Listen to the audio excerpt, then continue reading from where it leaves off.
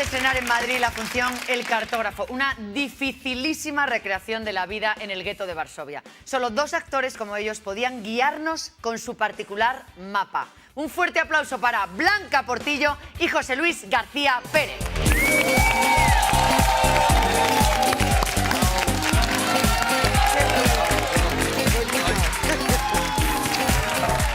Bienvenidos. Bueno, como todos los que nos estáis viendo vais a ir a ver la obra, yo voy así vestida porque es un homenaje al cartógrafo. Guapísima, y si queréis saber por qué, ala, al teatro. Bueno, estáis en el Matadero de Madrid, Sala Fernando Arrabal, hasta el 26 de febrero. Y os digo, ¿poco? Me parece. Bueno, Bueno, no está mal. Lo que pasa es que se está llenando mucho la Pero cosa. poco. es que Ayer normalmente, estaba así. Claro, pero en los teatros públicos normalmente se oscila eso entre 4 o 5 semanas. Está, bueno, se queda gente sin verlo, pero si hay suerte, Habrá lo que reponen. volver, habrá que volver. Bueno, claro, es que las críticas han sido espectaculares, ¿no? Como dice Paquita Salas, es un obrón, ¿no? Es un obrón, magníficos los dos. Bueno, yo ayer cuento mi experiencia personal. Todo el teatro en pie, taca, taca, taca, taca, y Muy vosotros bonito, emocionados, eso es una precioso. ovación larga, ibais, venías, tú ya al final ya venías como la niña, ¿eh? Pero Con el ya vestido saltando así. y la, Ya, Blanca. Bueno, nos vais a permitir que intentemos, ya que lo sugerís en la obra, hacer un mapa de la obra, ¿no? Si se puede hacer un mapa de todo, vamos a intentar hacer un mapa de la obra. Vamos a empezar por, como haríais vosotros, en 2008, ¿no? Exacto. Juan Mayorga viaja a Varsovia. Contadnos qué pasa en ese viaje. Pues Juan salió de... Que es el dramaturgo y el director. Exactamente, salió de su hotel y se encontró con lo que él pensaba que era una iglesia. Entró y resultó que era una sinagoga y se encontró una exposición de fotos y quiso hacer o buscar en su mapa los lugares que aparecían en esas fotos y no quedaba nada, ni las personas evidentemente, ni siquiera el recuerdo de lo que en esa foto aparecía. Y eso a él le movió algo dentro que necesitaba contar. Y necesitaba contar cómo era el gueto de Varsovia desde dentro. Bueno, nosotros estábamos viendo ahora mismo una recreación, acabamos de viajar con Google Earth hasta lo que era el gueto de Varsovia, el mayor gueto de Europa, con 400.000 personas, de las que murieron 300.000.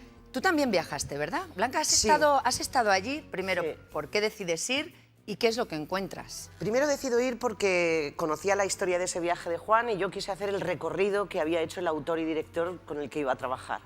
Entonces fui a buscar los mismos sitios, tuve la sorpresa de encontrarme en la misma sinagoga, no una exposición de fotos, pero sí una reconstrucción que habían hecho niños a los que sus abuelos les habían contado cómo era el gueto y habían hecho maquetas de cartón de cómo eran las casas de entonces. Entonces yo creo que viví la misma sensación que vivió Juan y además quise investigar cómo era aquello, cómo era esa vida. Bueno, que es lo que le ocurre a Al uno de personaje, los personajes que exacto. interpretas en escena, ¿no? Sí. Que quiere primero entender qué lugares hay en esas fotografías y por qué esas fotografías son, entre comillas, más felices de lo, Sí. de lo esperado, ¿no? Bueno, hablamos de un lugar lleno de dolor y de un mapa, de un dibujo que hace una niña, Sí, ¿no? eso es guiada, muy lindo. guiada por su abuelo. Esto es una leyenda que, digamos, es ficción. Quiero decir, Juan es- Mayorga se ha inventado esto. Sí, vale. Sí. Otra cosa es que debiese existir, ¿verdad? Porque Podía sería ser, la pena. podría Sí. ser que existiera, ¿no? Pero esto yo creo que es un invento maravilloso para contar la historia. Hay una cosa de un salto de generación, es un abuelo y una nieta. El hijo desaparece y pasa a manos, toda la sabiduría del abuelo pasa a manos de la nieta. Y Juan Mayorga dice que una tarea como la de hacer el mapa del gueto desde dentro, una tarea tan bestia, tan imposible, solamente la podría hacer una niña. Un Bueno. niño, una criatura pequeña a la que nadie prestará atención. Y cómo miran los niños. Exacto. Bueno, hemos intentado, dentro de Likes, ser los ojos de esa niña y recrear cómo era esa vida en el gueto de Varsovia. Lo vemos enseguida, después de la publicidad. Hasta ahora.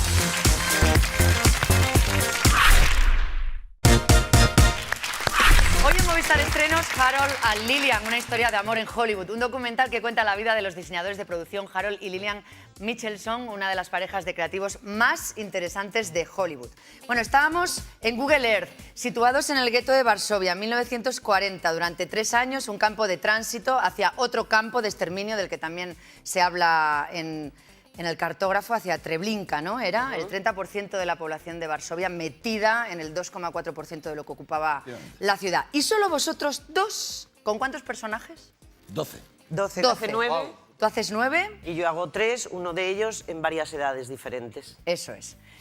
Con eso y poco más, debo decir, porque hay muy poquito más en esa sala del Matadero, tenéis que recrear todo ese dolor. ¿Cómo es ese paseo de la niña? ¿Cómo sale la niña a reconstruir? Yo creo que lo más bonito es que en ningún momento la ves fuera del gueto. Entonces, todo lo que ella ve se lo cuenta al anciano. Su abuelo. Siempre está visto a través de los ojos de la cría, como tú dices. Hay una cosa que le enseña a su abuelo y es a mirar, a elegir, mirar, escoger y representar. Entonces le enseña a valorar las cosas que para ella sean cosas dignas de ser recordadas.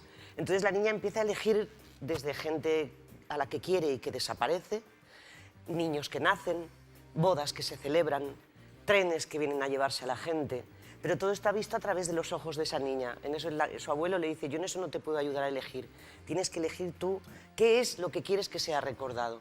Y en el fondo, al final, el resultado de ese mapa es un mapa vivo. Sí, el abuelo es el cartógrafo y la niña, pues, son los ojos del abuelo caminando por Porque ese él no gueto. puede caminar, no puede salir. Supongo también que la ausencia de los padres es la ausencia de esa generación que de repente probablemente ya esté entre blincas. Exactamente, que- o que se están intentando evitarlo. sobrevivir. Es que no podemos contarlo todo. Y eso que no la he visto, a ver No si voy a hacer podemos- un spoiler sin verla. No, para nada, para nada. Que ya es el colmo.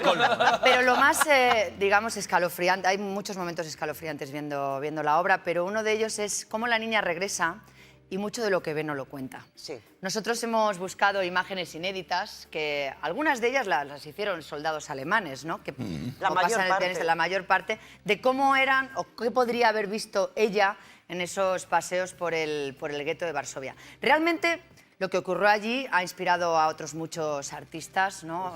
Roman Polanski con el Una de las pianista. mejores películas sobre el gueto de Varsovia. Maravillosa, sí. Sí. ¿Y por qué? No es el caso del pianista, ¿no? Porque aquí es un adulto, ¿no? Pero los niños, ¿no? Lo hablábamos antes, ¿no? Como ocurre con el niño con el pijama de rayas, como ocurrió con La vida es bella.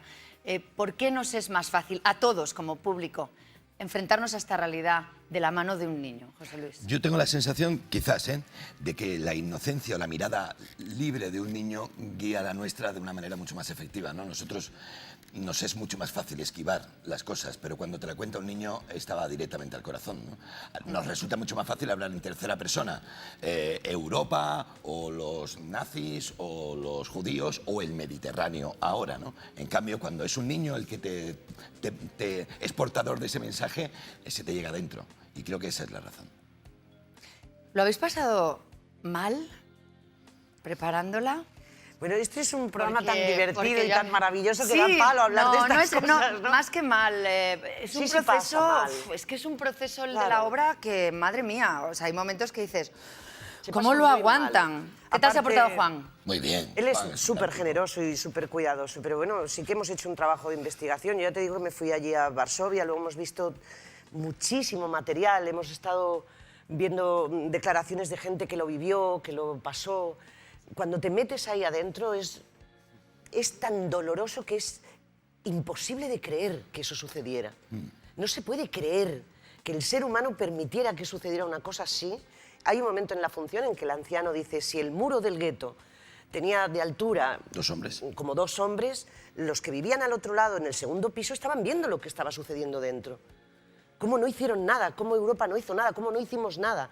Y lo piensas ahora y dices, ahora vemos en la tele cada día gente y gente morir y apagamos la tele y seguimos con nuestra vida. Todo eso, ¿cómo no te va a revolver? O sea, el proceso Sí, fue... bueno, cuando le cuenta eso, el muro no mide nada y todo se ve desde fuera. Todo se ve desde fuera, ¿no? No, y no voy a decir en qué momento ni cómo, pero hay un punto del texto en el que tú sacas los precios. Los precios de cuánto costaba salvarse. Cuánto costaba la vida, vivir, ¿no? Eso es... cuánto costaba todo, cuánto era un soborno y, bueno, ya os digo, necesaria. Yo diría que es necesaria. ¿Es un texto, creéis, susceptible, yo creo, de ser interpretado en cualquier lugar del mundo? A mí no me cabe la menor duda. En estos momentos se podría hacer en cualquier lugar del mundo.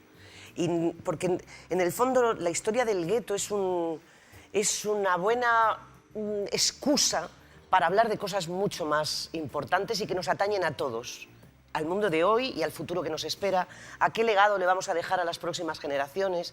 Quiero decir que no es un texto anecdótico sobre el mundo de Sí. los nazis, o sea, va mucho más allá, ¿no? Y además, como tú bien viste ayer, se habla de otra cosa, que es el mapa humano de cada uno. De cada uno. ¿no? Exacto. De cómo podríamos conformar el mapa de nuestras emociones sin que aparezcan calles, sino que aparezcan personas, nombres, gestos, lugares, como dice el personaje, ¿no? Y creo que esa es la otra lección. El gueto es una maravillosa excusa para poder hablar del ser humano. Sí, y de un mapa que quizás sea el más complejo, el nuestro. A mí me Me lo parece que el parece. complejo es el genético, que te digo yo que está No. aquí a la vuelta. Está aquí a la vuelta, el complejo es otro. Nuestro sueño es que la gente al terminar de ver la función diga, me voy a casa y voy a hacer mi mapa. Necesito hacer mi mapa. Porque Recorrer. te obliga a pensar, ¿qué elijo? ¿Qué me conforma como persona? ¿Qué es más importante, el día que nací o el día que amé por primera vez?